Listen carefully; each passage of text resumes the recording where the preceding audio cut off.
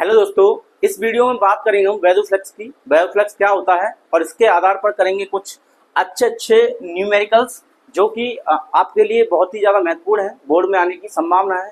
तो देखिए वैल्यूफ्लेक्स क्या होता है, इसको पढ़ने से पहले हमें देखना पड़ेगा कि क्षेत्रफल सदिश क्या होता है। क्षेत्रफल सदिश, देखिए क्षेत्रफल कैसी राशि होती है, अदिश राशि होती है। यानी एरिया क्या होता है, लंबाई गुणा चौड़ाई। हम कह सकते हैं क्षेत्रफल जो होता है उसका फॉर्मूला होता है लंबाई गुणा चौड़ाई।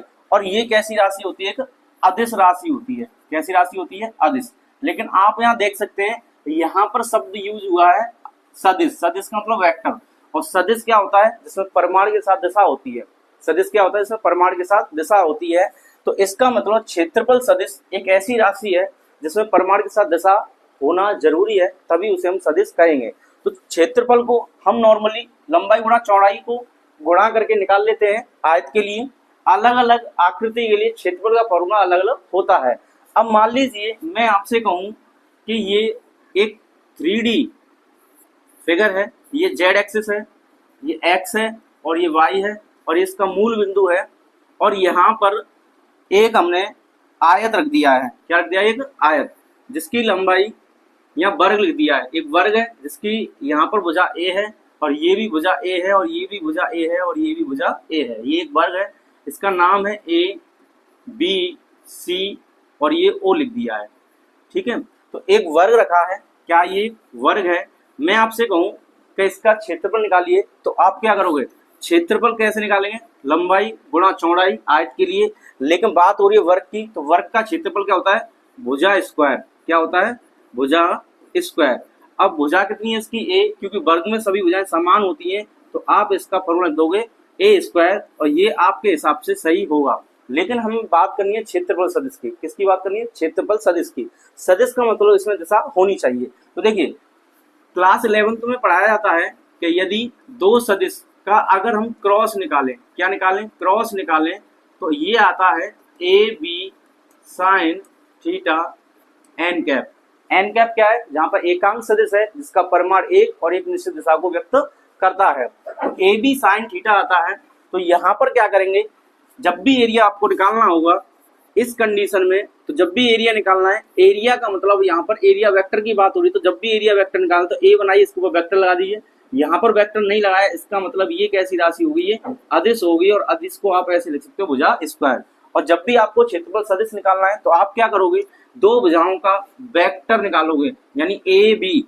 तो एक भुजा हो जाएगी आपकी ए बी, इसका वेक्टर लीजिए, क्रॉस लगाइए, एक का कर दीजिए बी सी। अब देखिए ए बी कितना है, ए बी ए है, ए से बी तक ए, बी से सी तक ए है, तो यहाँ गुणा कर दिए ए से। अब यहाँ पे क्या आता है, ए क्रॉस बी, यानी A cross B, A B sine theta. तो क्या आएगा, ए बी साइन थीटा। तो हमने क्या लिख दिया, इसकी जगह ए, इसकी जगह ए और यहाँ पे आएगा साइन थीटा। अब साइन थीटा मतलब ए बी वेक्टर और बी सी वेक्टर, ये वाली भुजा और इस भुजा के बीच में कोण कितना है, यहाँ पर 90 अंश है। तो यहाँ क्या लिख देंगे हम, साइन 90। क्या लिख देंगे, साइन 90। और साइन 90 का मान कितना होता है, एक होता है। तो ये हो जाएगा ए का गुणा ए में करेंगे तो ए स्क्वायर। ए वेक्टर का मान क्या आ गया, ए स्क्वायर, यानी बिल्कुल ऐसा ही आया। लेकिन आप यहाँ पे ध्यान दें क्या आएगा साथ में, एन कैप, यानी इसमें एक दिशा भी हमें दिखानी है। तो ये वर्ग कुछ इस तरीके से एक्स वाई समतल में रखा है। तो एक्स वाई समतल में रखने का मतलब ये कुछ ऐसे रखा है, जैसे मैं आपसे कहूँ कि एक बुक लीजिए और इस तरीके से खड़े कर दीजिए, तो ये एक्स अक्ष हो जाएगा और ये वाई अक्ष हो जाएगा। ये वाला कौन सा हो जाएगा, एक्स, और ये कौन सा हो जाएगा, वाई, और ये हो जाएगा जेड। कौन सा हो जाएगा, जेड। तो इसका, इस वर्ग का ध्यान सुने, इस वर्ग का यहाँ पर जो वर्ग होगा एक्स अक्ष, वाई अक्ष और जेड अक्ष, तो इस वर्ग की जो दिशा होगी उसके लंबवत होगी, यानी जेड अक्ष में होगी। और जेड के लिए लिखते हैं हम के कैप। क्या लिखते हैं, के कैप। तो ए वेक्टर का आंसर कुछ इस तरीके से आएगा। और इसका अगर आपको क्षेत्रफल सदिश निकालना है तो आप कहोगे ए स्क्वायर के कैप, या आप ये भी कह सकते हो ए वेक्टर बराबर ए स्क्वायर माइनस के कैप। यानी जेड अक्ष की धनात्मक दिशा में भी ए वेक्टर का मान आ सकता है और ऋणात्मक दिशा में भी ए वेक्टर का मान आ सकता है। इसलिए हम क्षेत्रफल को क्षेत्रफल सदिश कहेंगे, यानी उसमें आपको सदिश राशि यूज करनी है, यानी प्रयोग करना है सदिश का। सदिश क्या होता है, जिसमें दिशा भी साथ हो। और के क्या बताता है, के आपको ये बताता है कि एक्स अक्ष के लिए आई कैप होता है एक अंक सदिश, वाई के लिए क्या होता है जे, और जेड के लिए क्या होता है के कैप। अगर के कैप कहीं पे लिखा है तो इसका मतलब हम ये कह सकते हैं जेड अक्ष की बात हुई है। जैसे मैं कहीं पे लिखूं दो के कैप, तो दो के कैप का मतलब है ये दो जो दूरी है तो ये जेड अक्ष पर चली गई है और के प्लस का है, इसका मतलब प्लस जेड अक्ष पर ये कितना चला गया है, 2 चला गया है। यानी 2 दूरी आपने चली है, ये मीटर में भी हो सकती है और सेंटीमीटर में भी हो सकती है। ये बात समझ आई आपको। यानी एरिया क्या होता है, भुजा स्क्वायर किसी वर्ग का, लेकिन एरिया कैसी है, अदिश राशि है, यानी क्षेत्रफल अदिश राशि है। बात करनी है हमें क्षेत्रफल सदिश की। सदिश की जब भी बात करते हैं तो हमें क्या करना है, वेक्टर लेना है। तो वेक्टर का जब हम क्या करेंगे, क्रॉस करेंगे, तो क्रॉस में क्या था, A B sine theta N cap. हमने 2 भुजाओं का क्या क्रॉस निकाला, तो इसकी वैल्यू क्या है, ए बी की ए, बी सी की क्या है ए, और यहाँ sine theta N cap, sine theta यानी 90 अंश, 90 अंश का मान क्या है 1, क्योंकि यहाँ देखो ए बी और बी सी के बीच में कितना कोण है 90 अंश, तो यहाँ पे मान रख दिया 1, और 1 का जब गुणा ए में करेंगे तो ए स्क्वायर ये हो जाएगा, 1 का गुणा करेंगे तो कोई फर्क नहीं पड़ेगा। और एन कैप का मतलब एकांक सदिश जो कि दिशा बताएगा, और कौन सी दिशा में आएगा, एक्स और वाई अक्ष के समतल में क्या रखा है, कोई भी एक वर्ग रखा है तो उसकी दिशा जेड अक्ष के यहाँ तो प्लस में हो सकती है या माइनस दिशा में, या तो ऐसे होगी या फिर इस तरीके से होगी। तो ये क्षेत्रफल सदिश की दिशा निकालने के लिए हमें क्या है, 2 तरह की सतहों का यूज करना है इसमें। फ्लक्स निकालने के लिए यहाँ गॉस की प्रमेय करेंगे, उसमें प्रयोग करना है आपको। कौन कौन सी सतह होती है, एक तो होती है जिन्हें हम 2D कहते हैं, और 2D का मतलब इन्हें 2D कौन सी होंगी, जो खुली सतह होती है उन्हें हम 2D कहते हैं, जैसे आयत, वर्ग, वृत्त और भी बहुत सारी होती हैं। बंद सतह यानी 3D, 3D को हम क्या कहेंगे, बंद सतह कहेंगे, जैसे घन, गोला, बेलन। इस तरह की के लिए क्षेत्रफल सदिश की दिशा किस तरीके से हमें पता करनी है या कैसे माननी है, ये हम देखते हैं। तो देखिए कैसे करनी है। जब भी मान लीजिए खुली सतहों की बात हो, खुली सतह का मतलब यहाँ 2 डायमेंशनल है, यानी जिसके पास 2 विमाएं होती हैं, जैसे हम कहते हैं 2 दिशाएं होती हैं, एक लंबाई हो और एक चौड़ाई हो। अब यहाँ पे मान लीजिए ये एक वृत्त है, क्या है, एक वृत्त है, और ये जेड और एक्स एक्स कुछ इस तरीके से रखा है, ध्यान सुने, ये एक्स, ये वाई और ये जेड, यहाँ पे एक वृत्त उस तरीके से रखा है, बात समझिए, इस तरीके से रखा है। यानी आप ये कह सकते हैं, एक कोण लीजिए, कोण को इस तरीके से रख दीजिए, तो कोण के ऊपर एक एरिया वेक्टर आएगा और उसके नीचे भी एरिया वेक्टर आएगा। एरिया वेक्टर की अगर दिशा की बात करें या क्षेत्रफल सदिश की दिशा की बात करें, तो क्षेत्रफल सदिश की हमेशा दिशा जो होती है सतह के लंबवत होती है। कैसे होती है, सतह के लंबवत होती है, और ये कैसी है, सदिश राशि है, इसलिए इसी दिशा की जरूरत पड़ती है। तो आप दे सकते हैं 2D फिगर के लिए यानी खुली सतह के लिए जो एरिया वेक्टर की दिशा होगी, इस वृत्त के या तो ऊपर होगी या वृत्त के नीचे होगी। ध्यान सुने, या तो वृत्त के ऊपर होगी या वृत्त के नीचे होगी। और मान लीजिए मैं आपसे कहूँ कि यहाँ पे एक वृत्त बना है उस तरीके से, तो वृत्त के यहाँ तो ऊपर होगी या वृत्त के नीचे होगी। ये जो दिशा है ये वृत्त के एरिया वेक्टर यानी क्षेत्रफल सदिश की दिशा हो जाएगी। अगर इसकी कोई भी त्रिज्या r है तो हम इसका प्रयोग भी कर सकते हैं, लेकिन क्षेत्रफल क्या रहेगा, इसका क्षेत्रफल जो रहेगा पाई आर स्क्वायर ही रहेगा। क्षेत्रफल के फॉर्मूले में कोई भी अंतर नहीं आएगा, सिर्फ दिशा का अंतर आएगा, और दिशा हमें दिखानी है कैसी होती है, लंबवत होती है उस सतह के जिस सतह की हम बात कर रहे हैं। तो ये अगर वृत्त है तो वृत्त का क्षेत्रफल क्या होता है, पाई आर स्क्वायर। यहाँ पे देखिए, अगर मान लीजिए हमने यहाँ पर एक आयत ले लिया है, आयत की लंबाई l है और चौड़ाई क्या है, b है, और ये भी एक्स जेड प्लेन में रखा है, कुछ इस तरीके से रखा है। ध्यान सुने, इस तरीके से, यानी कोई बुक रख लेते हैं ऐसे, तो इस तरीके से रखा है, ये एक्स अक्ष और ये जेड अक्ष, और यहाँ पे क्या है, वाई अक्ष। अब इसके एरिया वेक्टर की दिशा क्या होगी, एरिया वेक्टर की दिशा ये क्षेत्रफल सदिश की दिशा हमेशा सतह के लंबवत होती है। तो मान लीजिए ये एक बुक है और मैंने बुक को कुछ इस तरीके से रख दिया, तो ये आपका एक्स अक्ष हो जाएगा, क्या हो जाएगा, एक्स अक्ष। एक इधर क्या हो जाएगा, वाई अक्ष, और इधर की साइड क्या आ जाएगा, जेड अक्ष। ठीक है, इस तरीके से बुक रखी है, ये एक्स, ये वाई, और इधर क्या हो जाएगा, जेड। तो हम कह देंगे एक्स, वाई और ये जेड। अब इसका क्षेत्रफल सदिश क्या होगा, इसके लंबवत, इस सतह के लंबवत क्या होगा, कुछ इस तरीके से।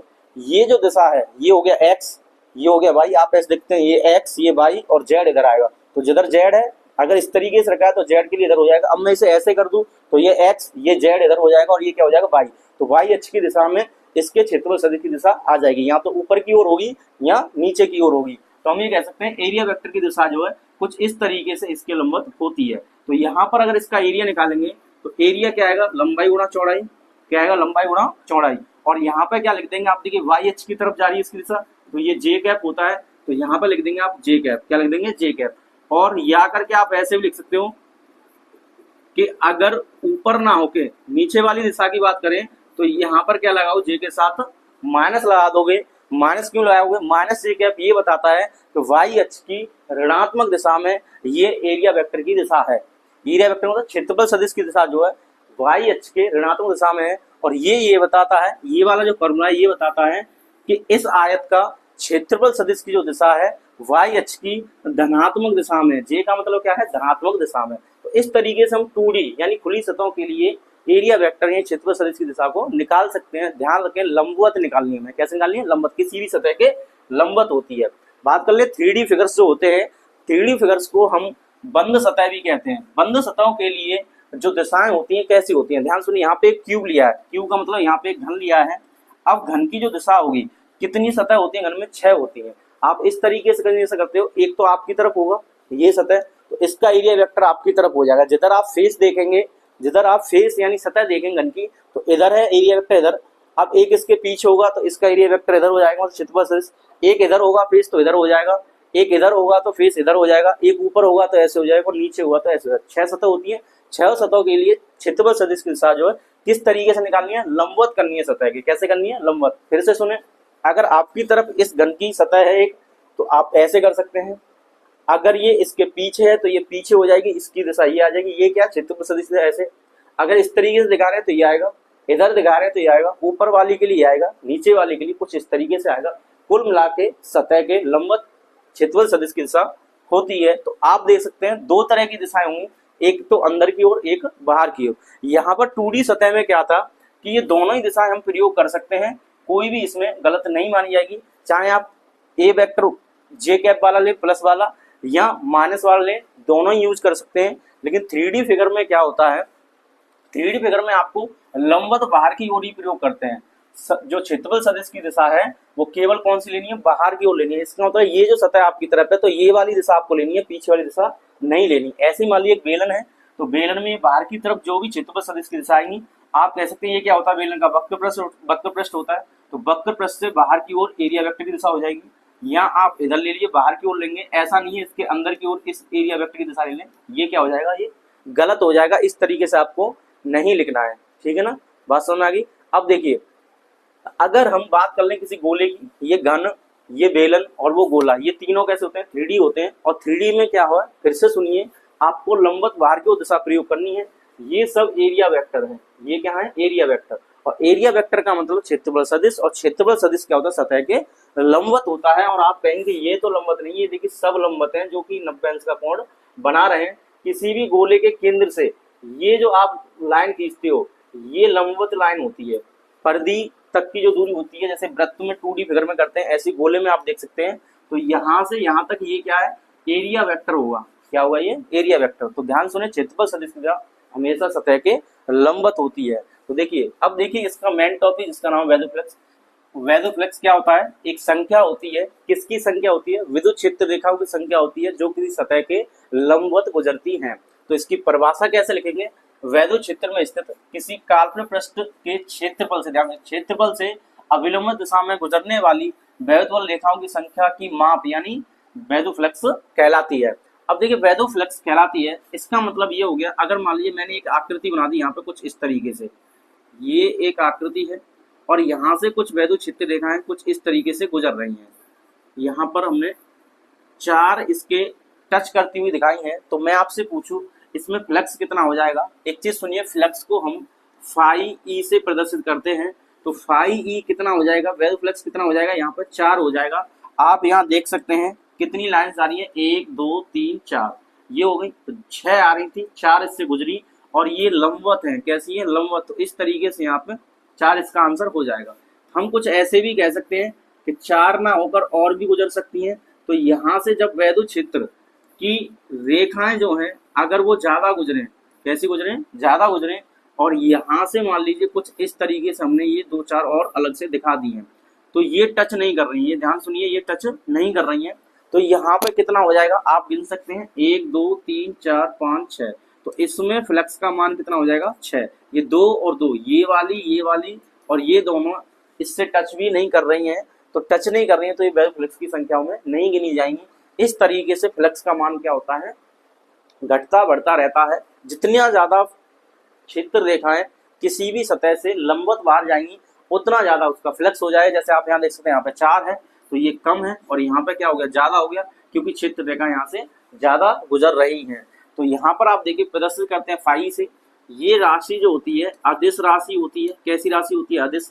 मात्रक की बात करने से पहले इसके फॉर्मूले की बात कर लें, तो इसका फॉर्मूला होता है फाई ई बराबर E vector dot D A vector, या आप डी एस वेक्टर भी लिख सकते हैं।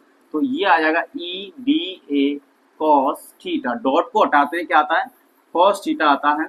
अब ये थीटा क्या है, तो थीटा क्या है, ये कोण है, किसका कोण है, ये ई और डी ए के बीच का कोण है, ई व डी ए वेक्टर के बीच का कोण है, के बीच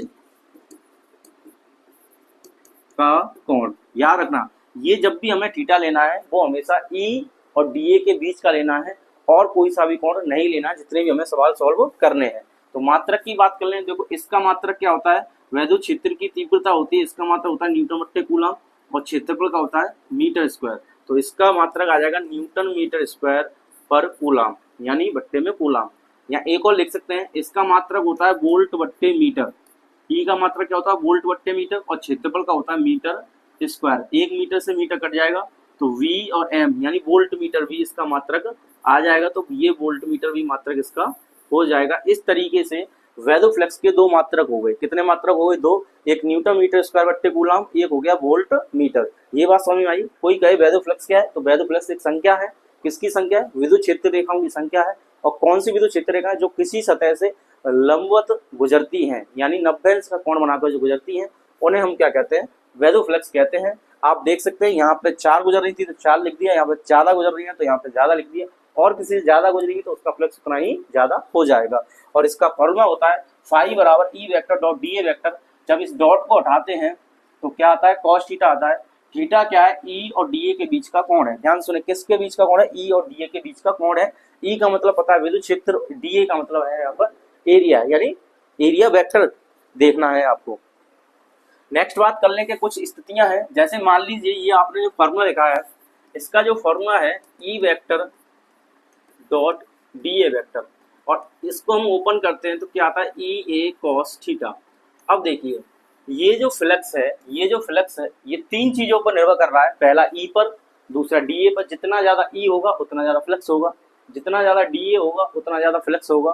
तीसरी बात आ रही है कोण पर, तो फाई जो है कोण पर भी निर्भर करता है। अब कोण कितना होगा और फाई कितना हो जाएगा ये हमें पता करना है।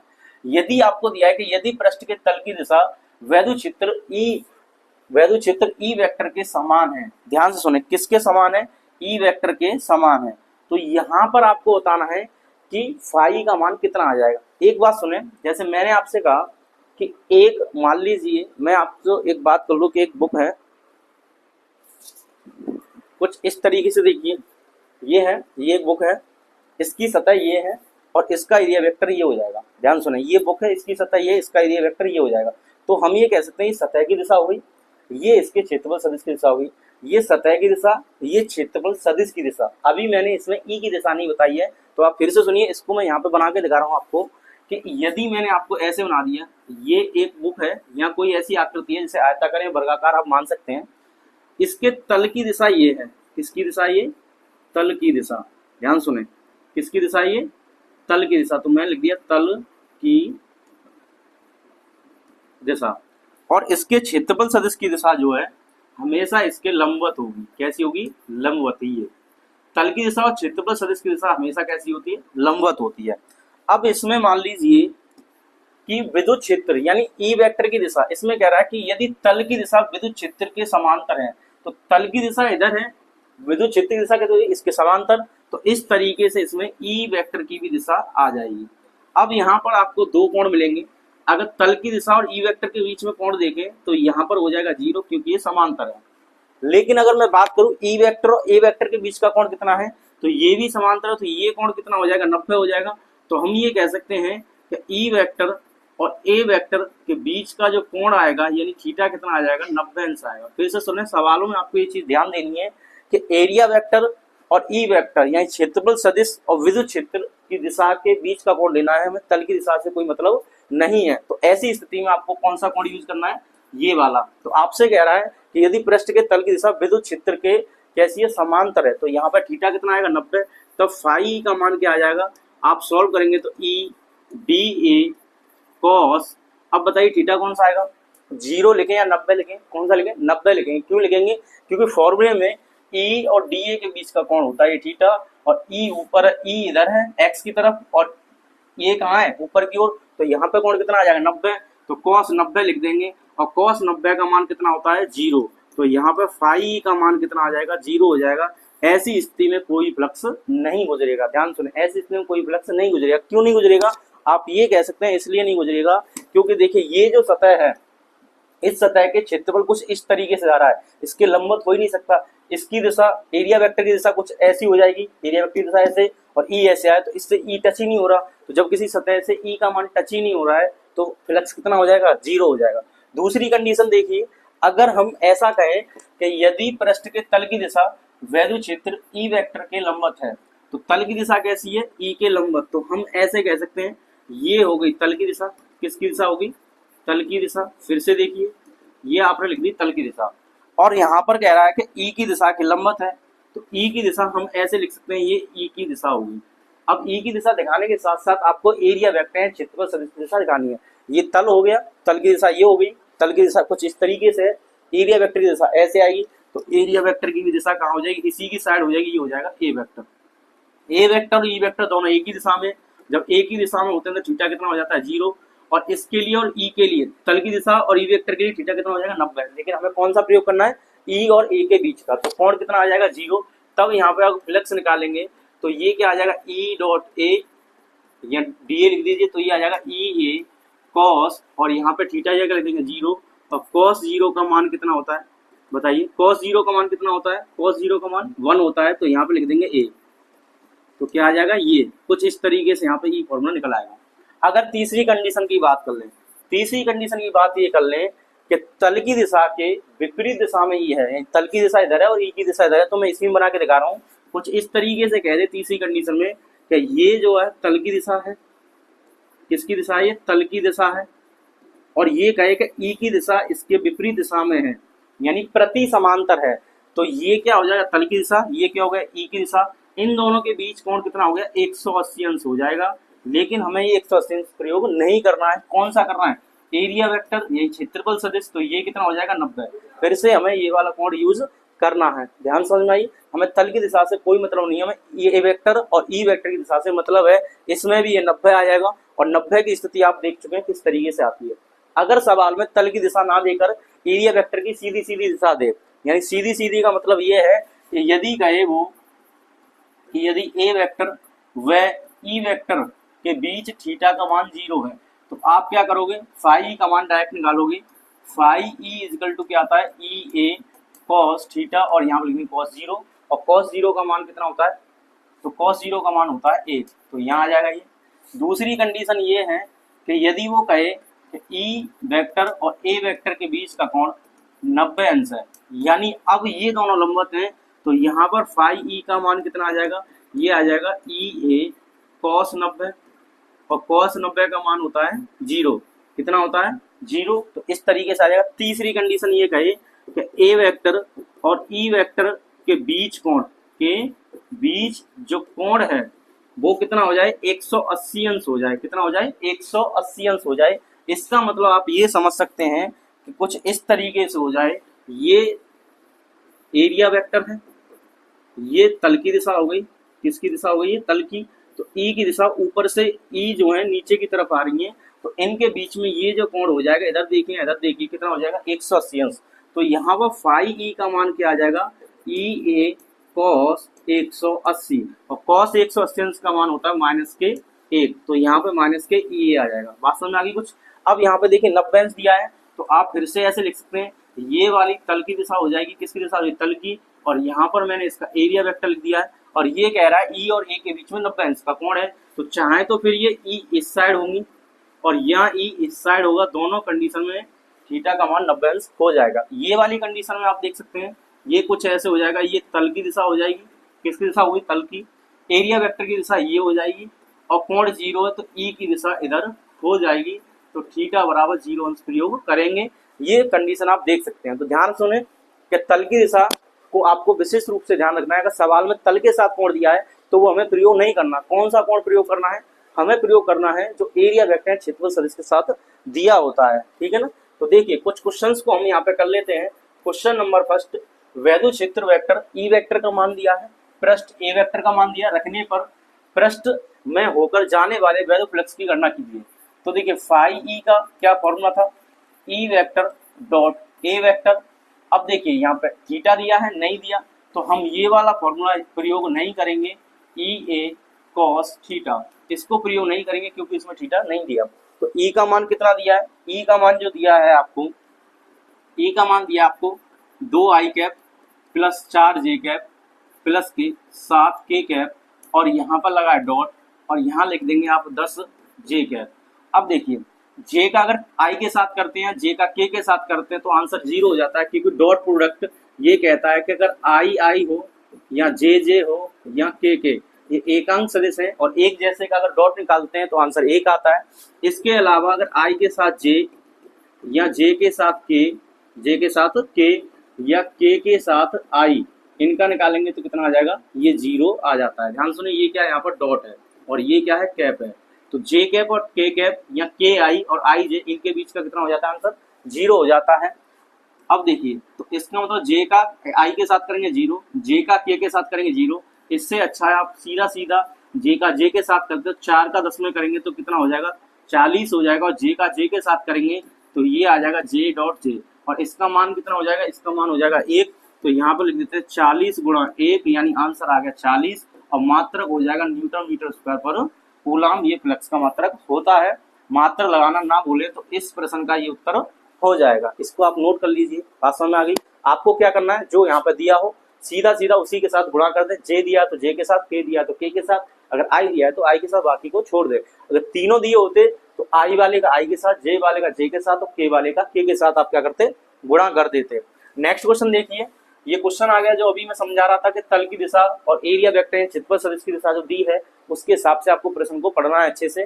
तो ये कह रहा है कि 5 सेंटीमीटर त्रिज्या का, तो आर का मान दिया आपको 5 सेंटीमीटर, वृत्ताकार शीट, एक समान विद्युत क्षेत्र, यानी ई का मान दिया है आपको 5 गुणा 10 की घात 5, और ये हो गया वोल्ट मीटर, ये सॉरी वोल्ट मीटर, वोल्ट पर मीटर, क्या हो जाएगा, वोल्ट पर मीटर। इस प्रकार स्थित है कि इसका तल विद्युत क्षेत्र से 30 अंश का कोण बना रहा है। देखो, इसका तल विद्युत क्षेत्र से 30 अंश का कोण बना रहा है, तो हम ये कह सकते हैं एक वृत्त दिया आपको, क्या दिया है, कुछ एक वृत्त दिया है, ये इसके तल की दिशा हुई। तो ये कह रहा है कि इसका तल विद्युत क्षेत्र से 30 अंश का कोण बना रहा है, तो ये इसके ई वेक्टर की दिशा हो जाएगी, और हम यहाँ पर लिख सकते हैं 30 अंश का कोण। बात समझ आई। आप ई को ऐसे भी दिखा सकते हैं, आप ई को ऐसे भी दिखा सकते हैं। तो ई और तल की दिशा, ये किसकी दिशा है, तल की दिशा, तो तल के साथ में कोण कितना है, 30 अंश का है। अब आपसे पूछा गया है, ये आगे कह रहा है का कोण बनाता है शीट से पारित विद्युत फ्लक्स ज्ञात कीजिए। तो यहाँ पर फाई ई का मान आपको ज्ञात करना है। अब फॉर्मूला क्या हो जाएगा, फाई ई बराबर क्या होता है, ई डॉट ए, यही तो होता है। तो इसको जब सॉल्व करेंगे तो ई ए कॉस थीटा। अब देखिए ई का मान आपको कितना दिया, 5 गुणा 10 की घात 5 दिया है, ध्यान सुनिए, 5 गुणा 10 की घात 5 दिया। ए का मतलब क्षेत्रफल क्या दिया है, यहाँ पे वृत्ताकार शीट है, तो वृत्त का क्षेत्रफल क्या होता है, पाई आर स्क्वायर। अब कॉस थीटा, और यहाँ पर थीटा कौन सा चाहिए, ई और ए के बीच का। अब ई और ए देखिए, तल की दिशा हमेशा एरिया वेक्टर और तल की दिशा 90 अंश पर होती है। ये तल की दिशा एरिया वेक्टर के साथ कितना कोण बनाती है, 90 अंश का। एरिया वेक्टर को मतलब फिर से बता रहा हूँ, क्षेत्रफल सदिश, तो ए वेक्टर और तल की दिशा के बीच में 90 अंश का कोण होता है। लेकिन ई ने क्या इसके साथ 30 अंश का बनाया है, तो ये वाला कितना हो जाएगा, ये 60 हो जाएगा। कितना हो जाएगा, 60। तो आपको यहाँ पे कौन सा प्रयोग करना है, 60।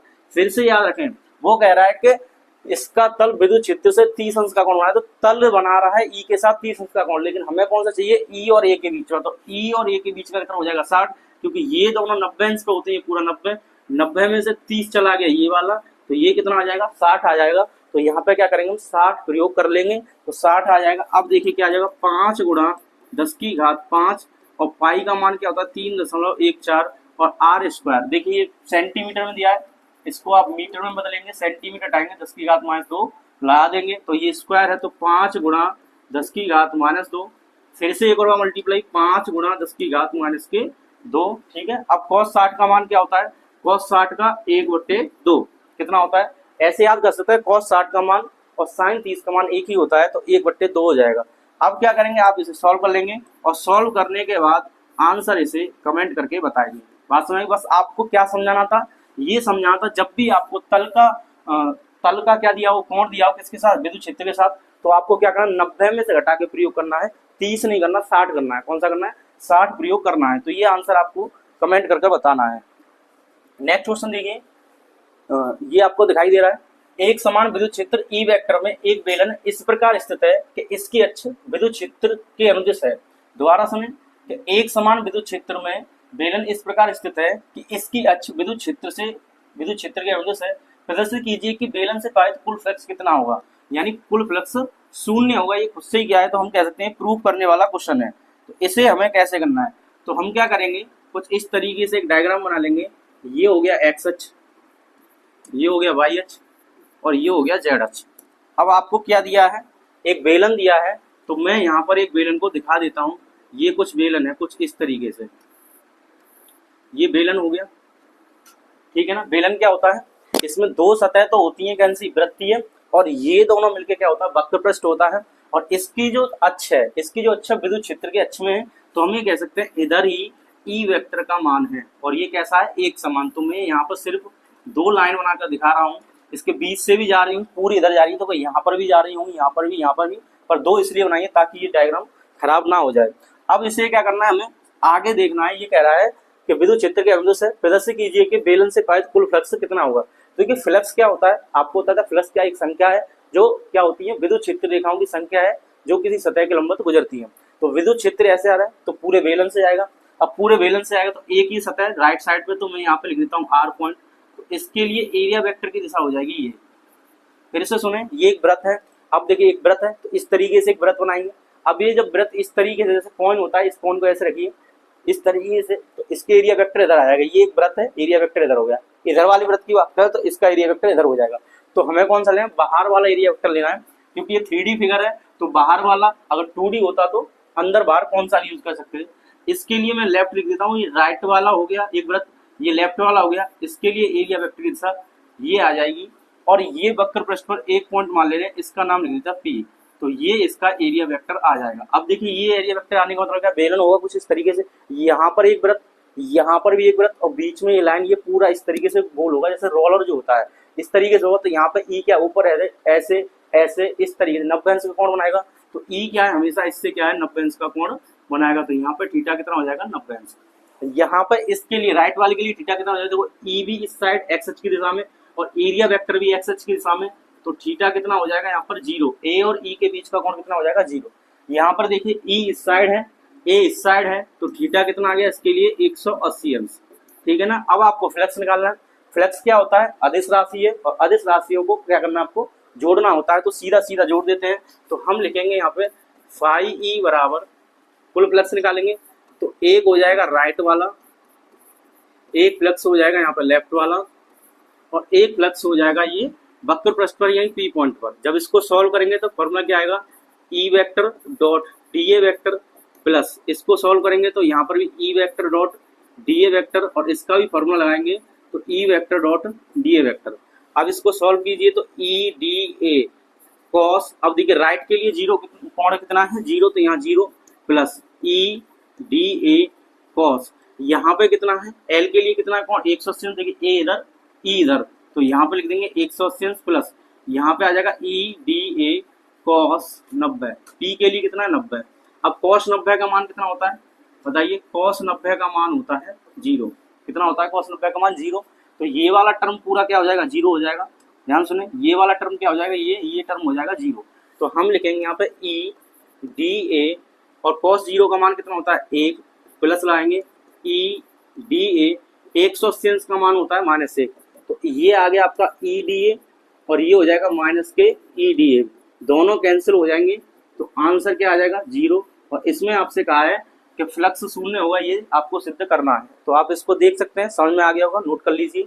तो क्या बात समझ में आई, एक बेलन दिया था जिसका अक्ष विद्युत क्षेत्र के अक्ष में, तो यहाँ से ई जा रही होगी एक्स अक्ष पर ही, हम यहाँ देख सकते हैं ई जा रही होगी, दोनों की अक्ष एक ही है। तो इसका जो ये वाली जो सतह है, ये वृत्ताकार जो सतह है, इसका एरिया वेक्टर इधर हो जाएगा, इस वाली वृत्ताकार सतह का एरिया वेक्टर इधर हो जाएगा। और ये जो सतह होती है ये भी आप देख सकते हैं वृत्ताकारी होती है, एक तरीके ठोस होती है। तो यहाँ पर क्या एरिया वेक्टर ऊपर आएगा, आप इधर भी देखेंगे तब भी एरिया वेक्टर नीचे वाले के लिए नीचे आ जाएगा, और ई इधर जा रहा है, फिर भी कोण कितना हो जाएगा, 90। तो इसकी सतह के लिए यहाँ तो फ्लक्स जाएगा नहीं, क्यों नहीं जाएगा, कोण 90 है। और कोण 90 हुआ तो प्लस कितना हो जाता है 0। बाकी इन दोनों के लिए कितना आएगा, उसके लिए ईडीए जा रहा है, यहाँ पे देखिए ईडीए वो प्लस दिशा के लिए, और 180 का कोण है तो वहाँ पे भी ईडीए, लेकिन यहाँ क्या आ जाएगा ऋण दिशा में आ रहा है तो यहाँ पे क्या आ जाएगा माइनस, तो ये माइनस वाले से प्लस वाला कट जाएगा, आंसर कितना आ जाएगा 0 आ जाएगा। चलिए नेक्स्ट क्वेश्चन की बात कर लेते हैं। क्वेश्चन नंबर नेक्स्ट है 1 मीटर लंबाई और 25 सेंटीमीटर स्क्वायर। ध्यान सुनिए 1 मीटर लंबाई 25 सेंटीमीटर स्क्वायर, सेंटीमीटर स्क्वायर मतलब ये आपको एरिया दिया है तो आप लिख देंगे 25 सेंटीमीटर स्क्वायर। अब 1 सेंटीमीटर का मतलब होता है 10 की घात -2 मीटर, तो 1 सेंटीमीटर स्क्वायर तो कितना हो जाएगा 10 की घात -4 मीटर स्क्वायर, याद रखेंगे इसे। तो यहाँ पर लिख देते हैं 25 गुणा 10 की घात -4 और ये आ जाएगा आपका मीटर स्क्वायर। क्या आ जाएगा मीटर स्क्वायर, 1 सेंटीमीटर में 10 की घात -2 और इसका स्क्वायर करेंगे तो आप इस तरीके से लिख सकते हैं। नेक्स्ट देखिए क्या दिया आपको, नेक्स्ट कह रहा है कि अनुप्रस्थ काट क्षेत्रफल एक खोखला बेलनाकार बॉक्स चित्र में दर्शाए गए अनुसार त्रिआयामी का मतलब होता है 3D निर्देशांक प्रणाली में रखा गया है। क्षेत्र में विद्युत क्षेत्र ई वेक्टर का मान आपको दिया है, ई वेक्टर का मान कितना दिया है 50 x i कैप, और आई कैप का मतलब क्या होता है x अक्ष द्वारा दिखाया गया है, जहाँ ई मीटर बट्टे कूलाम में और x मीटर में बेलन से गुजरने वाला कुल फ्लक्स ज्ञात कीजिए। बिल्कुल पहले जैसा सवाल है। यहाँ पर देखिए यहाँ पर ई का मान आपको नहीं दिया था तो हमने ई मान लिया था, क्या मान लिया था इसको हमने ई मान लिया था। अब देखिए इस वाले क्वेश्चन में क्या है ई का मान आपको दिया है, बस इतना ही यूज करना है। जैसे यहाँ पर आपने किया था ई की, यहाँ पर क्या आ रहा है ई वेक्टर या ई लिखा था, यहाँ पर ई लिखा था, यहाँ पर ई लिखा था। अब ई वेक्टर की जगह क्या करना हमें ई नहीं लिखना, ई वेक्टर की जगह पर हमें 50 xi लिखना है, ठीक है ना। तो अब देखिए सॉल्व करते हैं। इस वाले सतह के लिए ये राइट वाला हो जाएगा, तो इसके लिए एरिया वेक्टर इधर आएगा और ई की डायरेक्शन इधर है, फिर से सुने ई की डायरेक्शन इधर है, तो कोण कितना हो जाएगा, कोण कितना हो जाएगा 0 हो जाएगा। इसका एरिया वेक्टर इधर आ जाएगा, ये क्षेत्रफल सदिश सीधा जाएगा, तो यहाँ पर कोण कितना हो जाएगा 180 अंश, तो यहाँ लिख देता हूँ कोण कितना हो जाएगा 180 अंश, और यहाँ पर कोण कितना हो जाएगा थीटा का मान हो जाएगा 0। ये बात समझ आई। और इस वाली सतह पर क्या होगा 90 अंश हो जाएगा, ये एरिया वेक्टर ऊपर आएगा, ई की दिशा इधर आएगी, तो कोण कितना हो जाएगा 90। फिर भी हमें क्या करना है तीनों को जोड़ना है, तीनों को जोड़ेंगे तो ये फाई का मान क्या आ जाएगा, पहले के लिए यहाँ पे फाई r, फिर l, और फिर ये पॉइंट का नाम अगर p लिख दें फिर से, तो यहाँ पर क्या आ जाएगा p आ जाएगा। अब देखिए इसको सॉल्व करेंगे तो e dA cos 0 आ जाएगा, क्योंकि राइट साइड के लिए कोण कितना आ रहा है 0।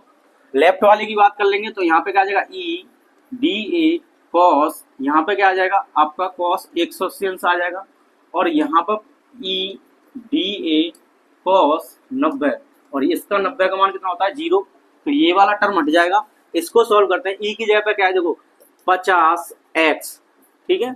एरिया, एरिया का मतलब आप यहाँ पे देख सकते हैं इसका एरिया, और इसका एरिया आपको कितना दिया 25 सेंटीमीटर स्क्वायर, 25 गुणा 10 की घात -4, तो यहाँ पर मैं लिख सकता हूँ 25 गुणा 10 की घात -4। ये बात समझ आई। अब ई का मान दिया था हमने ये लिख दिया, डीए का मान दिया था ये लिख दिया, cos 0 का मान कितना होता है 1, तो ऐसे ही छोड़ देंगे। फिर से ई का मान कितना दिया है 50x, और डीए का मान दिया है इसको 25 गुणा 10 की घात -4 हो जाएगा। cos 180 अंश का मान होता है -a, तो ये लिख दिया, और इसका मान हो जाएगा 0। बात समझ में आ गई। सभी का कोण आपको लगाना है सही से। अब कोण लगा दिया, अब इसे आगे सॉल्व करते हैं। तो देखिए आगे सॉल्व करेंगे तो 50 ऐसे ही लिखेगा। अब ये कौन सा है राइट वाला, तो राइट वाले का मतलब ये वाला पॉइंट, ये वाला पॉइंट, तो यहाँ से यहाँ तक का x आ रहा है, x का मतलब दूरी, तो देखिए यहाँ से यहाँ तक कितना है ये 1, ये वाली दूरी कितनी है 1 मीटर, और यहाँ से यहाँ तक कितनी हो जाएगी 1 मीटर, और ये 1 मीटर, देखिए ये भी 1 मीटर, तो ये 1 मीटर, यहाँ से यहाँ तक 1 मीटर, और 1 मीटर कितना हो जाएगा 2 मीटर। दोबारा सुने, O से इस वाली लाइन तक 1, और इससे इतना कितना है ये 1 है, तो यहाँ से यहाँ तक टोटल कितना हो जाएगा ये 2 मीटर हो जाएगा। कितना हो जाएगा 2 मीटर, किसके लिए राइट वाली के लिए 2 मीटर हो जाएगा। तो यहाँ पर x का मतलब क्या लिख देंगे हम 2 लिख देंगे, और ये आ जाएगा 25 गुणा 10 की घात -4, प्लस लगाएंगे यहाँ पर 50, ठीक है ना, 50 आ जाएगा, गुणा लगाएंगे x। अब ये कौन सा है देखिए, ये दूसरा वाला लेफ्ट वाला, तो लेफ्ट वाला ये है, तो यहाँ से यहाँ तक कितना आ जाएगा x का मान 1 आ जाएगा, तो यहाँ 1 लिख देता हूँ, और गुणा कर देंगे 25 गुणा 10 की घात -4, और ये माइनस का 1।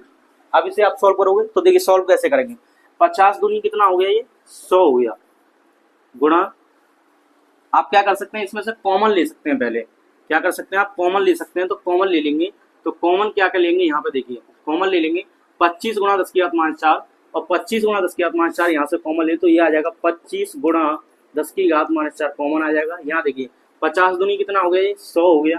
फिर ये प्लस है और ये वाला माइनस है, तो यहाँ पे क्या आ जाएगा, माइनस आ जाएगा, ठीक है ना। 50 का इसमें गुणा करेंगे तो 50 एकन 50, तो ये आ जाएगा आपका 50, सही है ना। तो 25 गुणा 10 की घात माइनस 4, 25 गुणा 10 की घात माइनस 4 कॉमन आ गया। ये 50 का 2 में करेंगे 100 हो गया, 50 का 1 में करेंगे 50 एकन 50, 100 में से 50 गया कितना आ गया, 50 आ गया। तो ये आपका कितना आ जाएगा, तो 25 गुणा 10 की घात माइनस 4, तो मैं यहाँ लिख देता हूँ, ये आ गया आपका 25 गुणा 10 की घात माइनस 4 और गुणा, ये आ गया। 100 में से 50 गया तो कितना आ जाएगा, 50 आ जाएगा। अब इसे सॉल्व कर लीजिए, तो सॉल्व करेंगे तो 25 पंजे 125 होता है, ये आ जाएगा, ठीक है ना। और गुणा कर देंगे 10 की घात माइनस के 4। ये बात आपको समझ में आ गई, ठीक है ना। तो ये बात समझ में आ गई, इसका मतलब हुआ 100 यहाँ पे था, 50 यहाँ था, 100 में 50 गया, 50 है, 50 का इसमें गुणा कर दो तो 25 पंजे 125 हुआ, एक जीरो था ये लिख दिया। तो हम इसे ऐसे भी लिख सकते हैं कि 125 गुणा 10 की घात माइनस 3, ऐसे लिख सकते हैं। चाहो तो आप यहाँ पे 100 का क्या कर देंगे, भाग कर देंगे, 100 से कर देंगे गुणा, तो ये कितना आ जाएगा 1.25 गुणा 10 की घात माइनस के 1, और इसको भी आप सॉल्व करेंगे तो 0.125, ये इसका आंसर आ जाएगा। ज्यादा नहीं, आपको इतना ही आंसर कर लेना है, ये भी आंसर आपका सही हो जाएगा। इस तरीके से आप इस क्वेश्चन को सॉल्व कर सकते हैं, चाहो तो आगे तक सॉल्व कर सकते हैं। तो बात समझ में आ गई। पहले वाले में आपको ये दूरियां नहीं दी थी, दूरियां क्या थी, नहीं दी थी। अगर दी भी होती तो क्या करते, सॉरी ये जो फिगर यहाँ पे बनेगा, दूरियां दी होती तो हम यूज कर लेते, और नहीं है तो इस तरीके से यूज कर सकते हैं। नेक्स्ट क्वेश्चन देखिए। अब क्वेश्चन एक घन वाला है, इसमें कहा ए मीटर भुजा वाला एक घन एक समान विद्युत क्षेत्र में चित्र के अनुसार रखा है। यानी देखो ई का मान E0 आई कैप दिया है, आई का मतलब एक्स अक्ष की तरफ दिया है, एक्स अक्ष ये है। तो घन की प्रत्येक भुजा से गुजरने वाला विद्युत फ्लक्स ज्ञात करना है और कुल विद्युत फ्लक्स ज्ञात करना है।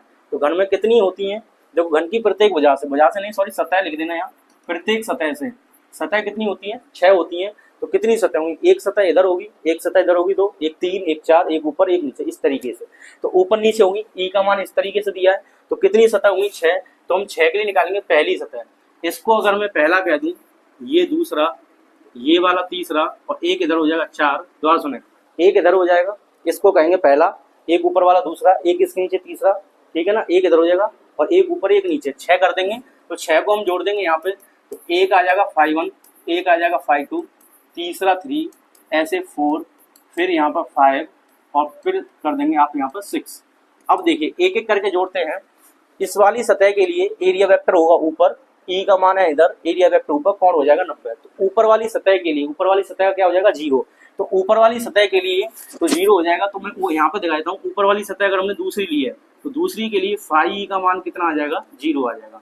ऊपर वाली के नीचे अगर मैं उसका नाम तीसरा दे दूं, ऊपर वाली के जो नीचे होगी वो उसका नाम, देखो ऊपर के लिए एरिया वेक्टर ये ई इधर, तो कितना हो गया 90, 90 के लिए कॉस का मान कितना होता है 0, तो ये आ जाएगा ई का मान 0, फाई का मान 0। इसके नीचे देखिए एरिया वेक्टर इधर, ई इधर, एरिया वेक्टर ऐसे, एरिया वेक्टर कैसा आएगा इस तरीके से, ई जा रहा है इधर, ई जा रहा है इधर, एरिया वेक्टर फिर से 90।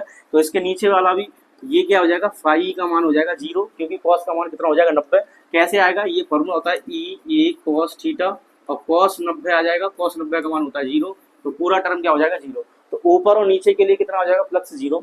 इधर वाली साइड की बात करने से पहले, इधर वाली करने से पहले अभी एक और आपकी तरफ वाली, तो ये एरिया वेक्टर इधर, ई का मान इधर, ई ए इधर और ई का मान इधर, फिर से कितना हो जाएगा 90। ये देखिए इस तरीके से कितना हो जाएगा 90।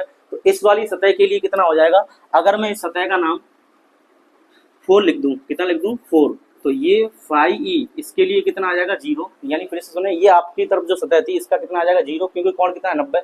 एक आपके पीछे वाली, इसके लिए एरिया वेक्टर ये हो जाएगा, ई इधर हो जाएगा, इसका जस्ट अपोजिट ये कुछ इस तरीके से हो जाएगा। तो फाई कितना हो जाएगा, यहाँ पर फाई का मान कितना हो जाएगा 0 हो जाएगा। तो 4 सतहों के लिए फाई का मान कितना हो जाएगा 0। बाकी 2 सतह बचेंगी, कौन सी 2 सतह बचेंगी ये आप देख लीजिए। यहाँ पर 2 सतह जो बची, एक तो वो बची आपकी लेफ्ट वाली, कौन सी बची, लेफ्ट वाली, तो एक तो बचेगी सतह ये और एक बचेगी सतह ये, क्योंकि यहाँ से फील्ड लाइंस जो है विद्युत क्षेत्र रेखा सीधी की सीधी पार हो जाएंगी, तो फ्लक्स बनेगा। अब फ्लक्स बनेगा तो कैसे बनेगा, इसको सॉल्व करते हैं। तो इस वाली सतह के लिए एरिया वेक्टर आ जाएगा इधर और ई की दिशा इधर, तो कोण कितना हो जाएगा 180। दोबारा सुने, एरिया वेक्टर है क्षेत्रफल सदिश इधर, ई की दिशा इधर, तो कोण कितना हो गया 180। तो इसके लिए लिख देंगे हम कोण 180। इसको मैं पहला ही मान लेता हूँ, तो क्या हो जाएगा, ये हो जाएगा ई ए, क्या हो जाएगा ई ए कॉस 180। तो ई ए कॉस 180। तो पहला ही हो गया, दूसरा तीसरा चौथा कर लिया, बाकी 5वां 6वां देखते हैं। तो आप देखिए ये 0 हो जाएगा, ये भी 0 हो जाएगा, ये भी 0 हो जाएगा। यानी आपकी तरफ की सतह, एक इधर की सतह 0, एक ऊपर की सतह और एक नीचे की सतह, 4 सतह कितनी हो जाएंगी? 0 हो जाएंगी। तो 2 3 4 और यहाँ पे पांचवा भी कैसा हो जाएगा? सतह कितनी आ जाएगी? 0 आ जाएगी। तो ये 4 सतह का 0 हो जाएगा। 2 सतह बचेंगी, एक तो ये वाली और एक ये वाली। देखो ऊपर वाले के लिए 90, नीचे वाले के लिए 90, जहां जहां 90 हो कितना हो जाएगा? 0। 2 गए 0, एक ऊपर और एक नीचे, ठीक है। एक आपकी तरफ 0, एक आपके पीछे की तरफ 0 हो जाएगा, ये भी 0 हो जाएगा। तो 4 सतह 0 हो जाएंगे, 2 बचेंगे, एक ये वाली और एक ये वाली। यहाँ पे कौन कितना आएगा? इसके लिए एरिया वेक्टर ये हो जाएगा और ई की दिशा इधर हो जाएगी, कौन हो गई? 180। एक सतह ये बची, इधर एरिया वेक्टर इधर और ई की दिशा इधर, इधर कितना हो जाएगा? कौन? 0 हो जाएगा। तो यहाँ पे क्या करेंगे? बाकी सभी को 0 कर देंगे, फिर से सॉल्व करेंगे। ई ए कॉस 0। अब ई का मान कितना दिया आपको? ई नोट दिया है, ई नोट। ए का मान आपको दिया है? नहीं दिया। तो ए का मान चाहो तो आप निकाल सकते हैं कि सतह जो होती है ये वाली घन की हर एक भुजा का मान बराबर होता है। तो यहाँ पे आ जाएगा ए, मान लेते हैं अगर इसकी भुजा कितनी मान ले ए, तो सभी भुजाएं ए हो जाएंगी। तो ए गुणा ए मतलब ए स्क्वायर हो जाएगा। कॉस 180 का मान -1 प्लस ये आ जाएगा ई ए। और कॉस 0 का मान कितना होता है? कॉस 0 का मान होता है, कॉस 0 का मान होता है 1। कितना होता है? 1। तो यहाँ पर क्या करेंगे? ई नोट ए और ये माइनस ए स्क्वायर हो जाएगा, प्लस लाएंगे, ई की जगह ई नोट लिखेंगे, ए की जगह ई स्क्वायर आ जाएगा, इससे कैंसिल हो जाएगा तो कितना आ जाएगा? 0। इस तरीके से हम घन वाले क्वेश्चन को सॉल्व कर सकते हैं। फिर से सुनिए, कितनी सतह होती है? 6। एक आपकी तरफ कोण कितना बनेगा? 90 अंश। जहां पर 90 हो वहां प्लस 0 हो जाएगा, क्योंकि cos 90 का मान कितना होता है? 0। तो आपकी तरफ वाला 0, एक सतह 0, एक मेरी तरफ वाली सतह ये भी 90 बनाएगी, ये भी 0, एक नीचे वाली सतह ये भी 90 बनाएगी, ये भी 0, एक ऊपर वाली सतह ये भी 90 बनाएगी, ये भी 0। तो बस ये सतह एक ये और एक सतह ये, तो इसमें कौन हो जाएगा? 180 अंश। तो हमने लिया है यहाँ पे 180 अंश। दूसरी सतह ये वाली बचती है, इधर भी ई का मान देखो, ए वेक्टर इधर और ई वेक्टर भी इधर, तो कौन कितना हो गया? 0। तो एक सतह ये बची और एक सतह ये बची।